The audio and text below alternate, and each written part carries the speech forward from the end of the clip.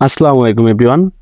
Russell viper গ্রামে এটিকে চন্দ্রবড়া এবং উলুবড়া নামেও ডেকে থাকে। এই রাসেল ভাইপার বাংলাদেশে প্রায় 28টি জেলায় ছড়িয়ে পড়েছে। বাংলাদেশে যতগুলো বিষধর সাপ আছে তাদের মধ্যে রাসেল ভাইপার অন্যতম। এই রাসেল ভাইপার বাংলাদেশের রাজশাহী এবং চাঁপাইনবাবগঞ্জে বেশি দেখা যেত, কিন্তু বর্তমান এই রাসেল ভাইপার পদ্মা, মেঘনা এবং যমুনা নদীর তীরে বেশি দেখা যাচ্ছে। এটি বাংলাদেশের উপকূলীয় অঞ্চল বরিশাল, পটুয়াখালী, চাঁদপুর এমনকি ঢাকায়ও এর খোঁজ মিলেছে। বাংলাদেশে একটা সময় বিলুপ্ত বলা হলেও দেশ জুড়ে এখন মাথা ব্যথার কারণ হয়ে উঠেছে এই রাসেল ভাইপার। এই রাসেল ভাইপার ফসলি জমিতে বেশি দেখা যাচ্ছে, যেমন ধান ক্ষেত, ভুট্টা ক্ষেত এবং বাদাম ক্ষেত।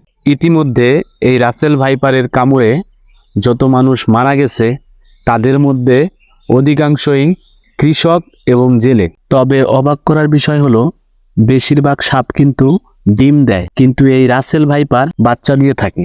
এই সাপটি 20 থেকে 40টি বাচ্চা দেয়, তবে সর্বোচ্চ 80টি বাচ্চা দেওয়ার রেকর্ডও রয়েছে রাসেল ভাইপারের। এই রাসেল ভাইপার যেখানে আঘাত করে সেখানে পতন ধরে। তবে এই রাসেল ভাইপারের বিষে মানুষের দেহের ফুসফুস, কিডনি সহ বিভিন্ন অঙ্গ প্রত্যঙ্গ নষ্ট হয়ে যেতে পারে। এই সাপ রেগে গেলে প্রচন্ড আকারে শব্দ করতে থাকে, ঠিক যেমন প্রেসার কুকারের মতো। যদি রাসেলস ভাইপার কামড় দিয়ে থাকে তাহলে সাপুরে বা ওজার কাছে না যেয়ে সোজা হসপিটালে যাবেন।